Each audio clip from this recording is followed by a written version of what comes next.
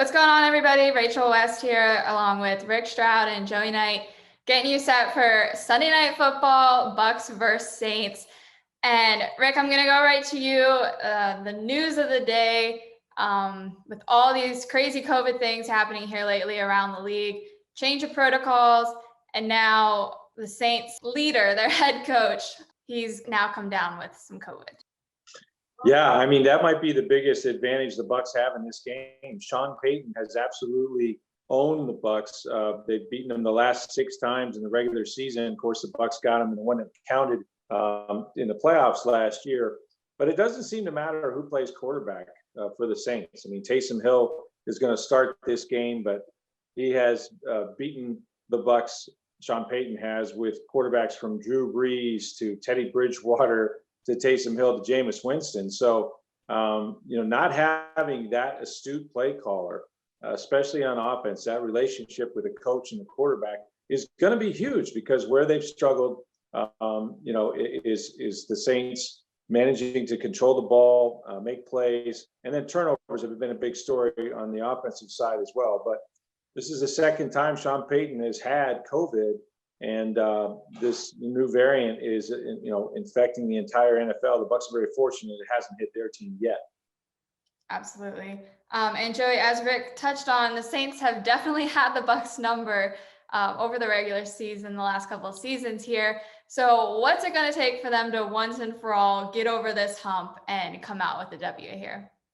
Well, the big thing is just reducing their turnovers, as Rick alluded to. That's been a huge thing in this 6-game regular season losing streak to the Saints. They have 14 total turnovers, Bucs do, in those 6 games. So that averages obviously a little more than 2 turnovers a game, and they're not scoring very much. The Saints, had a lot of transactions, a few player departures in the offseason. They had to overhaul their roster a little bit, but they still got players on defense. And for whatever reason, this has kind of been, the Bucs' Achilles heel in this division, since the beginning of 2018. The Bucs are averaging 18 points a game, 18 points on the nose during this 6-game regular season losing streak to the Saints. And as we all know, the last game, Halloween night in New Orleans, how did that end? Big 6 of Tom Brady. Not his first big 6 against the Saints. He had one in his first game as a Buccaneer. So turnovers is key, right? I mean, that's the way it is in the NFL, but especially against this team. And obviously the stakes are very high. A win, if the Bucs can reduce the turnovers and find a way to win, they clinch the NFC South. Exactly. And Rick, that's my question to you. Winning the division, they haven't done that since 2007. Just what would that mean for this organization to be able to get that done? Well, it's huge, and it'd be even better to get it done against a team that has owned the division the last 4 straight seasons. So when you win a division, you're guaranteed you're in the playoffs. And I think that seems inevitable right now with the Bucs record. But to get to 11-3, right now they have the 2nd seed in the NFC. They're playing for more than a division title. They're playing for home field advantage, maybe throughout the playoffs, because there's still 4 games left. Their schedule is pretty favorable. You've got Carolina twice. You've got the Jets in there. So I think that they would be obviously favored the rest of the way. So, yeah, to win this game, the hat and T-shirt game, as Bruce Arians calls it, when you win it, you get to celebrate it. It's a nice locker room. But the biggest thing is just to win, just to keep pace with the Green Bay Packers, with the Arizona Cardinals, who are the 3rd seed, and finally raise that banner for the first time in 14 years. Yeah, definitely still a lot to play for, with that number 1 seed still on the line here as season winds down.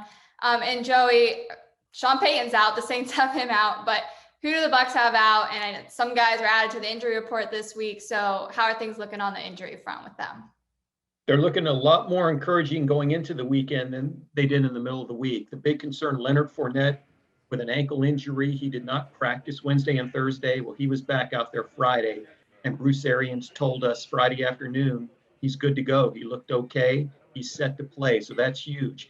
As a matter of fact, the only guy that we know of at this point that won't play, that has been ruled out, is Jamel Dean, the cornerback. He's not in concussion protocol.